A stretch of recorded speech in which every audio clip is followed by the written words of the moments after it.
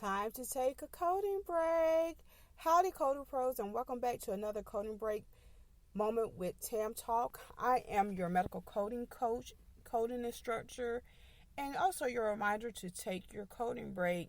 So, on today's episode or today's coding break, I want to talk about some of the trends going on in healthcare or in medical coding. And so, I am going to look it up. There's so many things going on, guys. I was like, oh. So, of course, I use my favorite handy dandy resource, the Google ChatGPT, to figure out what exactly is going on and what's trending in the industry of medical coding. So, of course, AI and automation is trending.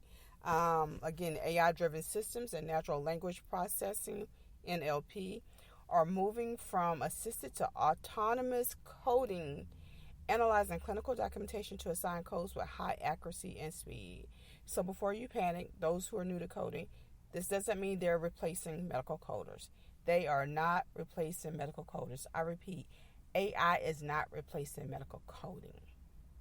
Just some of the tasks. But again, if you've been in medical coding, you know AI has always been here. It's just we just given it another name. So the next thing that is trending in medical coding is the shift to value-based care and risk adjustment. So, which credentials should you get? Should you get the CRC? Is there one for HCC? Or can you do this type of coding with the CPC?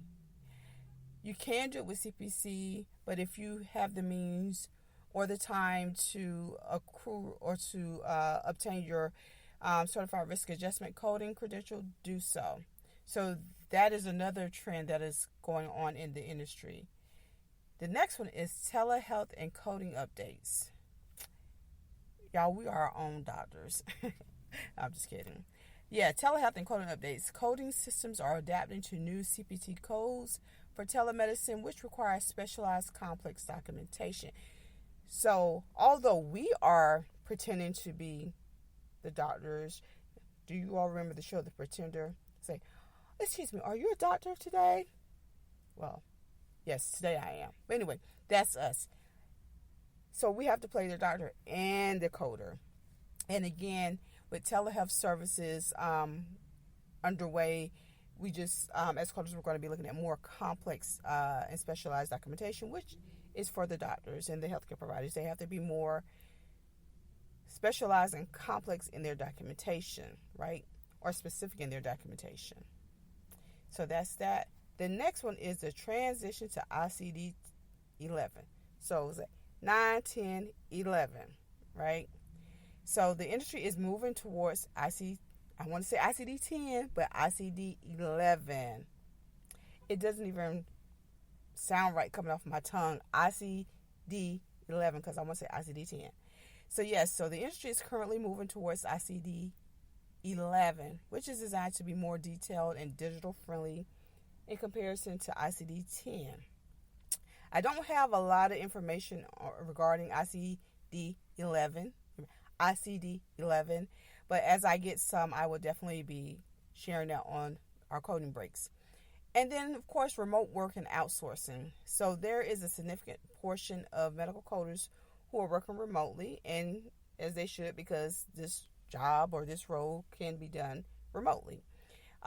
There's an increase of outsourcing to handle 30% of the vacancy rate in the industry, which is crazy because they're saying there's a 30% vacancy rate in the industry, but when I peruse like social media platforms, there's always someone looking for a medical coding role remotely, right?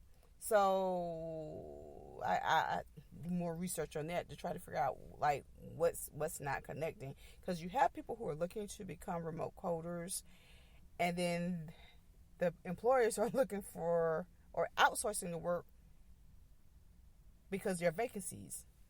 Anyway, then the next one is enhanced cybersecurity. I mean, of course, cybersecurity, you have AI, you have remote coding professionals, you're outsourcing. Of course, there's someone who's going to have this creative idea to try to access your healthcare, right? So, of course, you want to enhance your cybersecurity. So, like as it mentioned, with the rise in digital data and AI, you want to make sure you're protecting your patient data is becoming more critical, and is definitely driving the need for secure compliance systems. So yeah, so those are the trending topics in the medical coding industry. So we'll go back through that. We have AI and automation, shifting to value-based care and risk adjustment, telehealth and coding updates, transitioning to ICD 11, remote work and outsourcing, and enhanced cybersecurity. So yes, again, I got this information from my good friend and resource Google ChatGPT.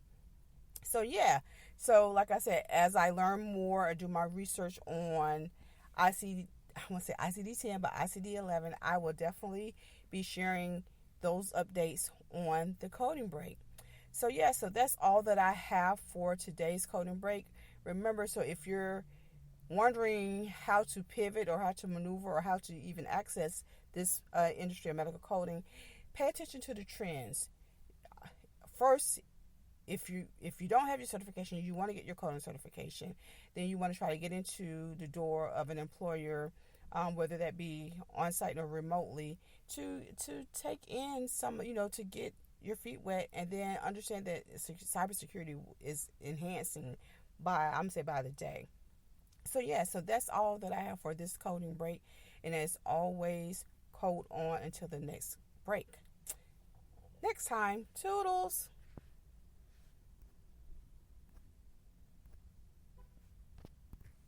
And there's a horn.